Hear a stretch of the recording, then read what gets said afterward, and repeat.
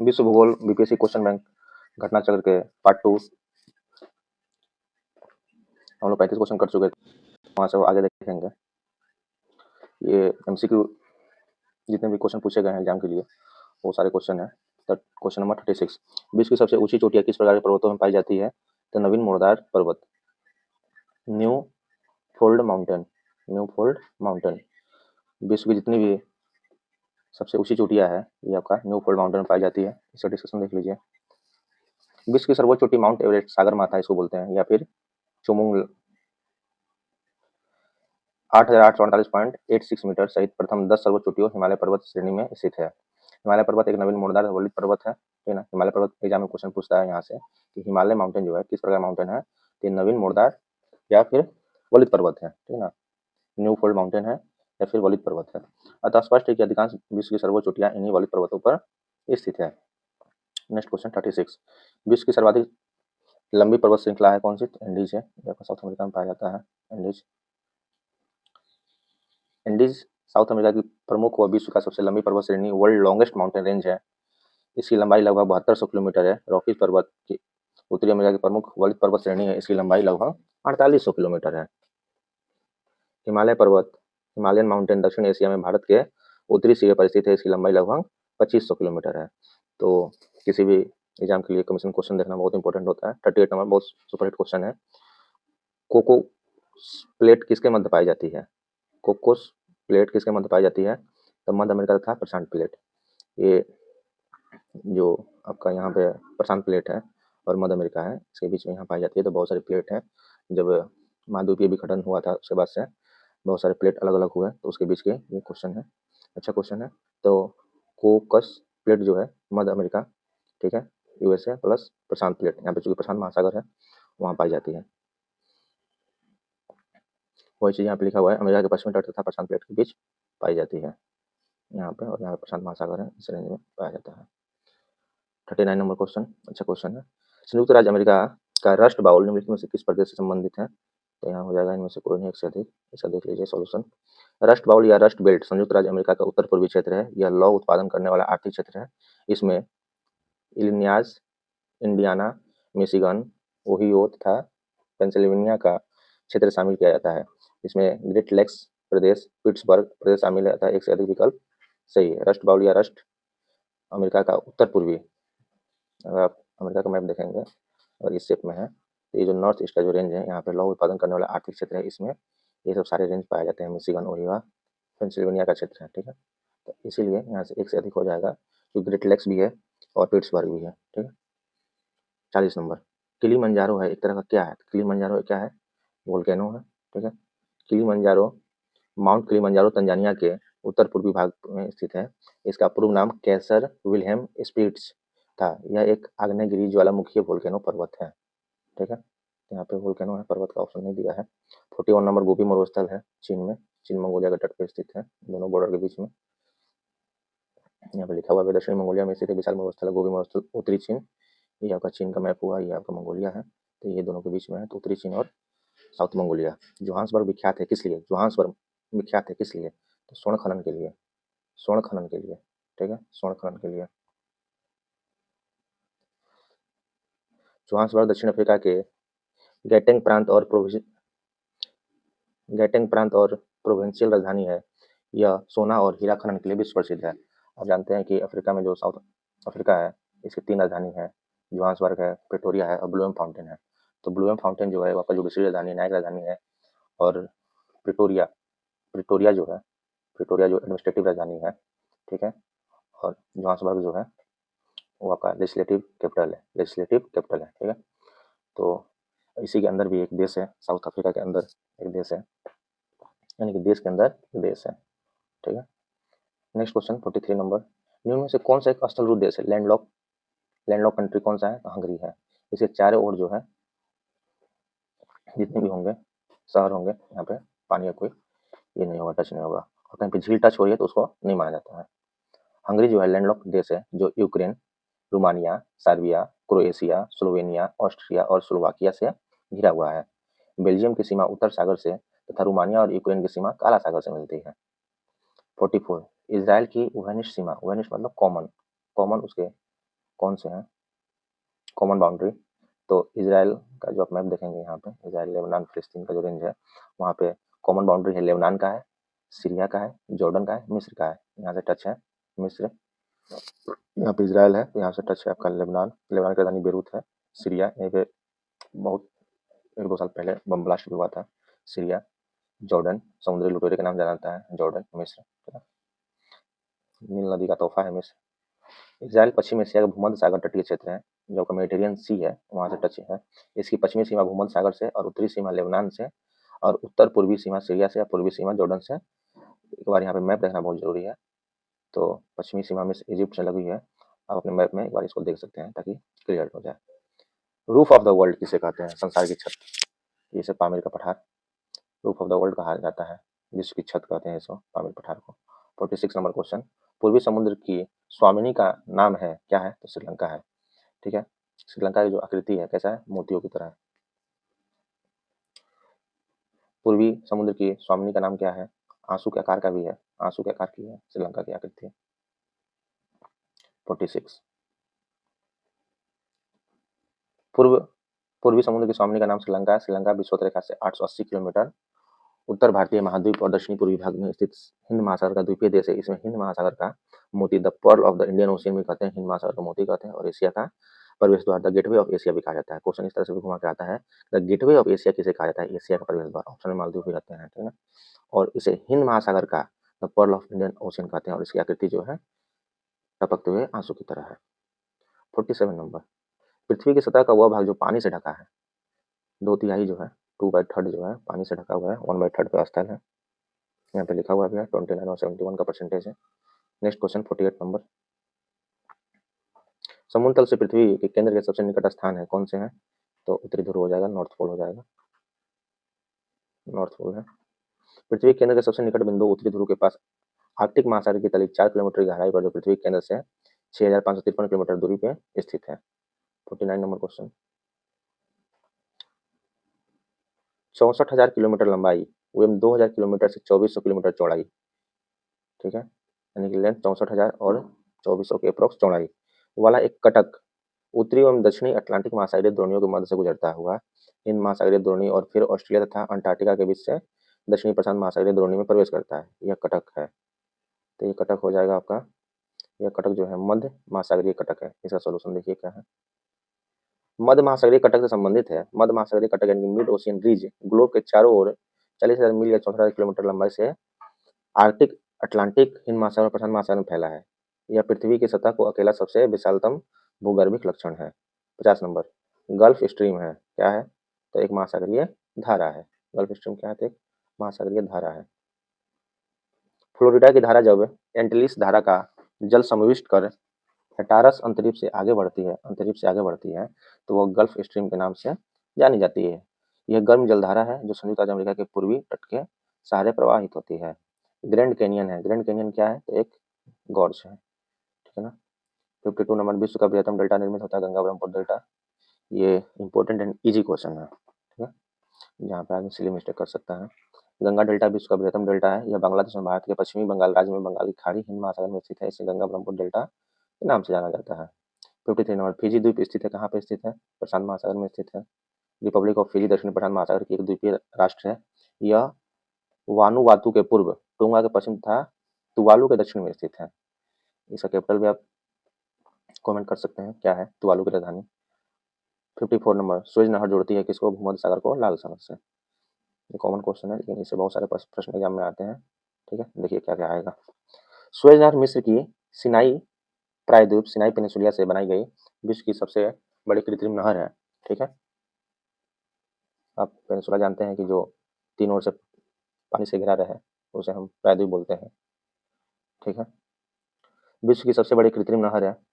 1869 में इसकी लंबाई 164 किलोमीटर थी। वर्ष 2015 में इसकी कुल लंबाई 193.30 किलोमीटर थी। भूमध्य सागर और लाल सागर को जोड़ने वाली इस नहर को 1869 में जहाजों के आवागमन के लिए खोल दिया गया था। इसके दक्षिणी सिरे पर सुएज बंदरगाह है।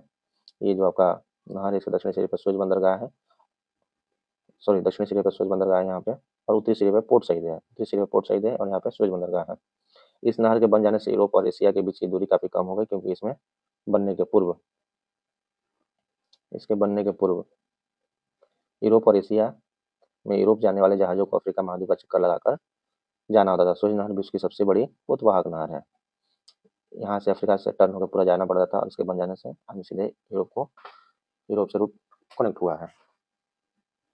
55 नंबर, पनामा नहर जोड़ती है किसको? बी नंबर, प्रशांत महासागर एवं अंध महासागर को। ठीक है, पनामा नहर जो है मध्य अमेरिका में पनामा के स्थल स्थल डमरू मध्य को काट कर बनाई गई प्रमुख जहाजी नहर है। ठीक है, पनामा नहर जो है आप देखेंगे यहाँ पे इस लोकेशन में काट कर बनाया गया है। यह अटलांटिक महासागर अंध महासागर को प्रशांत महासागर से जोड़ती है। इस नहर को यहाँ पे अटलांटिक महासागर, यहाँ प्रशांत महासागर है, अटलांटिक ओशियन और प्रशांत महासागर को यहाँ पे ऐड करता है पनामा नहर।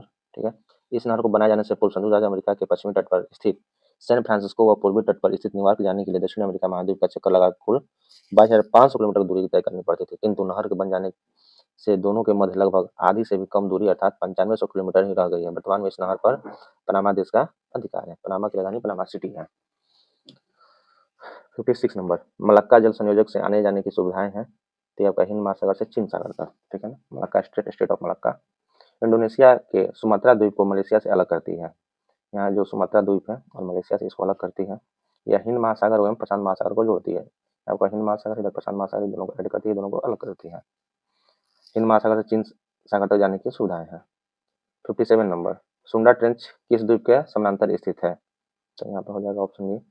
सुंडा ट्रेंच जो है हिंद महासागर में अवस्थित है। इसका विस्तार मुख्यतः इंडोनेशिया द्वीप समूह के सुमात्रा एवं जावा द्वीपों के समानांतर है। पहले इस गर्त को जावा गर्त के नाम से जाना जाता था। तो सुंडा ट्रेंच जो है आपका हिंद महासागर में अवस्थित है और इसका विस्तार इंडोनेशिया द्वीप समूह के सुमात्रा एवं जावा द्वीपों के समानांतर है। 58 नंबर, ओजोन परत बताती है, क्या बताती है? तो ओजोन परत जो है यहाँ पे देख लीजिए, पृथ्वी सतह से 15 से 20 किलोमीटर ऊपर वायुमंडल की परत, पृथ्वी का जो लेयर है वहां से 15 से 20 किलोमीटर ऊपर वायुमंडल का परत है। ओजोन परत, पहला क्वेश्चन तो यही है कि ओजोन लेयर किस किस आपका जो है स्फीयर में पाया जाता है? तो ये समताप मंडल में पाया जाता है। ठीक है, समताप मंडल के निचले भाग पर 15 से 35 किलोमीटर की ऊंचाई पर पाई जाती है। यूं तो ओजोन की उपस्थिति 15 किलोमीटर से नीचे तथा ऊपर 40 किलोमीटर से 50 किलोमीटर तक भी हो सकती है, किंतु संकेंद्रण अत्यंत निम्न होता है। परत के रूप में ओजोन 15 से 35 किलोमीटर ऊंचाई पर होती है। विश्व मौसम संगठन WMO भी ऐसी ही व्याख्या प्रस्तुत करता है। यह परत मानव जीवन के लिए अत्यधिक आवश्यक होती है। ओजोन परत सूर्य से आने वाली पराबैंगनी किरणों अल्ट्रावायलेट रेडिएशन का अवशोषण कर पृथ्वी पर आने से रोकती है। इन किरणों त्वचा का कैंसर होता है। ठीक है, तो यहाँ ये पॉइंट भी आता है कि सूर्य से आने वाली पराबैंगनी विकिरण का अवशोषण को रोकती है, अल्ट्रावायलेट रेडिएशन को। 59 नंबर, पृथ्वी की सतह से ओजोन परत की ऊंचाई कितनी है? तो 10 से 20 किलोमीटर है। 60 नंबर क्वेश्चन, काहिरा का समय, ये आपका अगर GMT है, ये अगर GMT है तो आपका मिस्र की राजधानी काहिरा है यहाँ पे इस तरफ वेस्ट में। तो काहिरा का समय ग्रीनविच से 2 घंटा आगे है, अतः यह स्थित है। तो ये आपका यहाँ पे देख लीजिए सॉल्यूशन में, काहिरा की स्थिति इतना है जो कि काहिरा का समय ग्रीनविच से 2 घंटा आगे है। ठीक है, अतः इसकी स्थिति 30 डिग्री पूर्व देशांतर के पास बनती है। पृथ्वी गोलाकार होने के कारण 24 घंटे में 60 डिग्री। तो यहाँ पे आप देख लीजिए कि 1 डिग्री देशांतर जो होता है उसको दूरी तय करने में 4 मिनट का समय लगता है, इसीलिए 30 डिग्री देशांतर पर 30 गुना 40। ठीक है, तो यहाँ पे जो मेन GMT है यहाँ से 2 घंटा आगे है, 2 आवर। ठीक है, तो 1 डिग्री यानी कि टोटल हो गया आपका 30 डिग्री। ठीक है ना, 2 घंटा, 2 घंटा मतलब 120 मिनट, 120/4। अगर 1 डिग्री में 1 डिग्री देशांतर के लिए 4 मिनट का समय है तो ये हो जाएगा आपका 30 डिग्री। अब पूरब में स्थित है तो पूर्व देशांतर होगा। दक्षिणी गोलार्ध यानी कि साउथ हेमिस्फीयर जो है, साउथ हेमिस्फीयर में सबसे बड़ा दिन कब होता है? तो ये होता है 22 दिसंबर को। उत्तरी गोलार्ध में विंटर सोलेस्टिक अर्थात 21 या 22 दिसंबर को वर्ष का सबसे छोटा दिन होता है। जो आपका नॉर्थ हेमिस्फीयर है, उत्तरी गोलार्ध है, यहाँ पे सबसे छोटा दिन कब होगा? 21 या 22 दिसंबर को होगा। तो उसी समय यहाँ पे आपका बड़ा दिन होगा साउथ में, दक्षिणी गोलार्ध में। और आपका जो है समर सोलेस्टिक जो के समय उत्तरी गोलार्ध में, समर सोलेस्टिक के समय उत्तरी गोलार्ध में 20 या 21 जून को, जैसे अभी नहीं वाला है, आज तो हो गया है आपका 15 मई, तो नेक्स्ट मंथ जून में आएगा। तो उस समय क्या होगा कि नॉर्थ हेमिस्फीयर में सबसे लंबा दिन होता है। इसके विपरीत यहाँ पे लंबा होगा तो जस्ट इसका रिवर्स होगा, यहाँ पे छोटा होगा। इसके विपरीत 20 या 21 जून को दक्षिणी गोलार्ध में सबसे छोटा दिन तथा 21 या 22 दिसंबर को दक्षिणी गोलार्ध में सबसे बड़ा दिन होता है। ठीक है, 21 या 22 दिसंबर को दक्षिण गोलार्ध में सबसे बड़ा दिन होता है। और ये क्वेश्चन आता है कि किस जगह पे जो है क्रिसमस डे गर्मी के मौसम में मनाया जाता है? तो ये होता है आपका इसी कारण से होता है ऑस्ट्रेलिया में।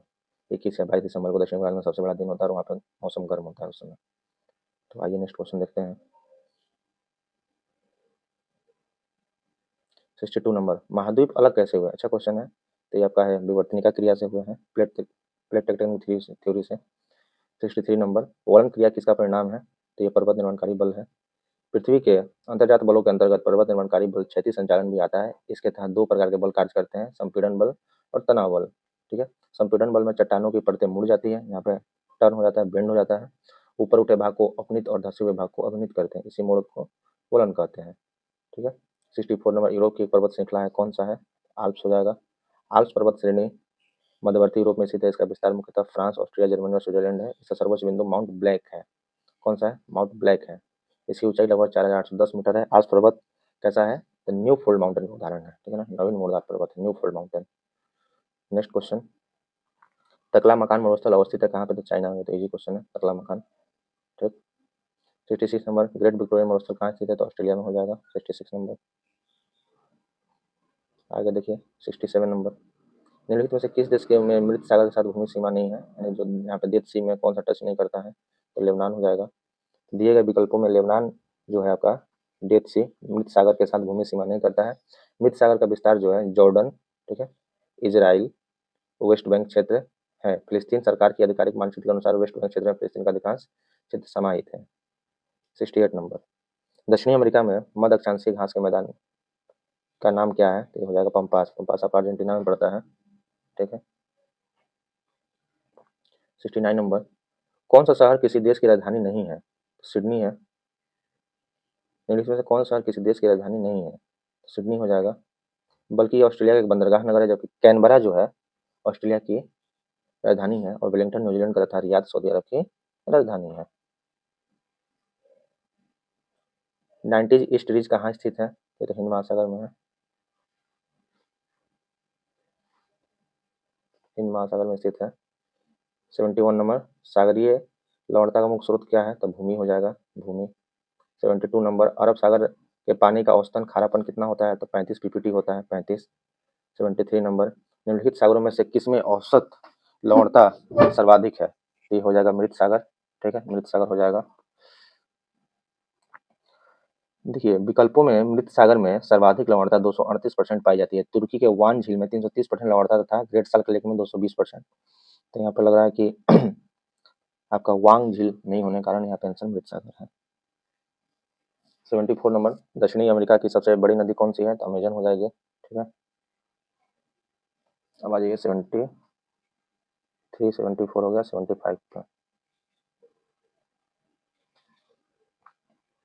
75 में शहर है और नदी है, इसे हमें मिलान करना है। तो रोटरडेम, रोटरडेम हो जाएगा राइन, रोटरडेम हो जाएगा राइन नदी। ठीक है, रोटरडेम हो जाएगा राइन।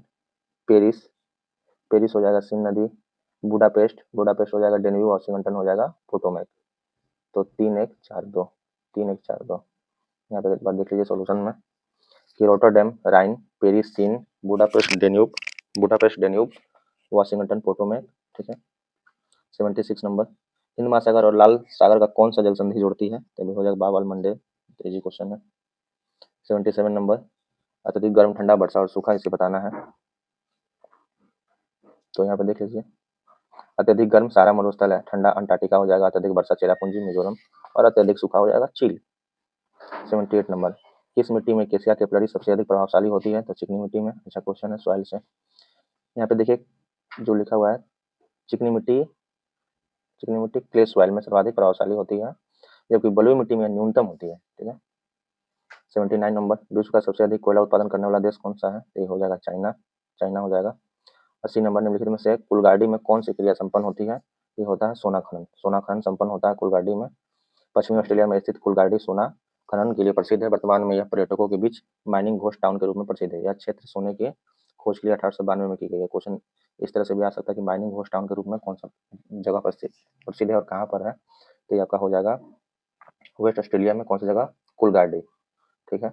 तो इसी के साथ ये सेशन को यहीं पे देते हैं ब्रेक, और पार्ट 3 में ये विश्व भूगोल कंप्लीट हो जाएगा लगभग इस 30-40 प्रश्न उसके आसपास होंगे और फिर एक नए सेशन को हम लोग शुरू करेंगे, हिस्ट्री ऑफ पॉलिटी। मिलते हैं अगले वीडियो में, देखते रहें आपका अपना चैनल जीएस स्पिरिट। बहुत बहुत धन्यवाद, थैंक यू।